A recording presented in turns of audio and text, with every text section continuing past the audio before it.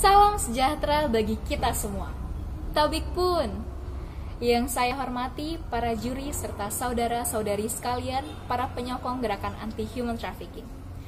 Puji syukur kehadirat Tuhan karena pada kesempatan yang istimewa ini, saya, Francisca Tri Damayanti, 16 tahun, asal Bandar Lampung, ingin mengajak seluruh audiens untuk mengulik dan memberantas isu human trafficking di muka bumi.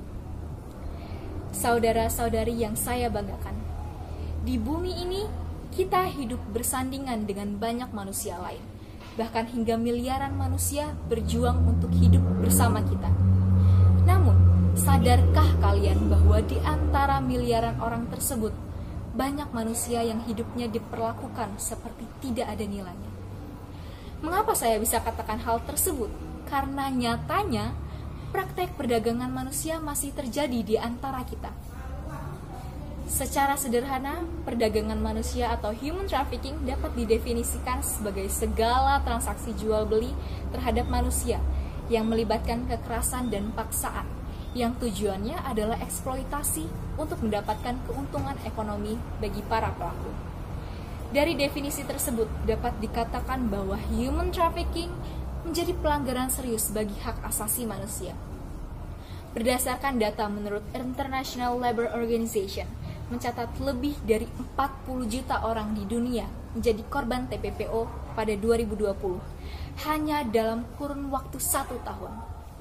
Hal tersebut sangat cukup sebagai tamparan bagi umat manusia agar sadar akan pentingnya mengakhiri aksi human trafficking.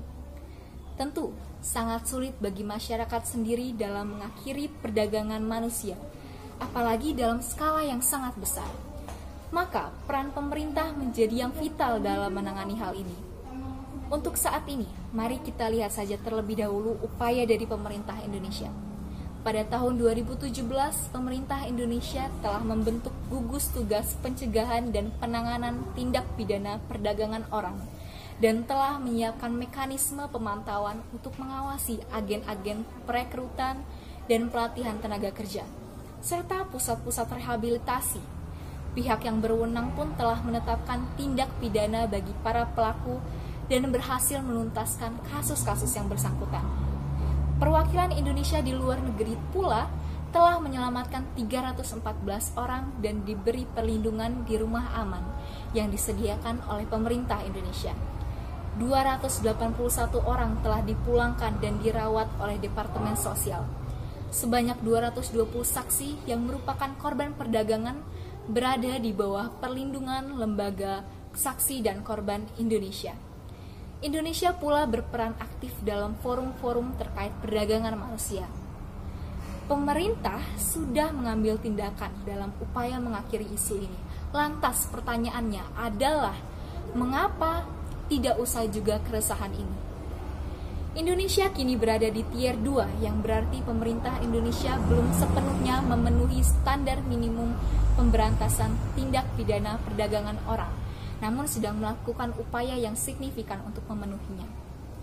Dalam hal ini, pemerintah pun mengakui sulitnya memberantas mafia perdagangan orang, karena justru banyak oknum pejabat pemerintah yang ikut bermain. Lalu, jika terus seperti ini, usaha yang telah dikeluarkan tidak akan sepadan. Dengan ini, pemerintah perlu lebih cerdas dan tegas demi menaklukkan tantangan ini. Bukan untuk menuntut, namun untuk menguatkan lagi tekad demi mengentaskan kejahatan hak asasi manusia. Dibantu dengan kerjasama masyarakat, maka saya yakin akan semakin kuat pula serangan balik kepada para trafficker.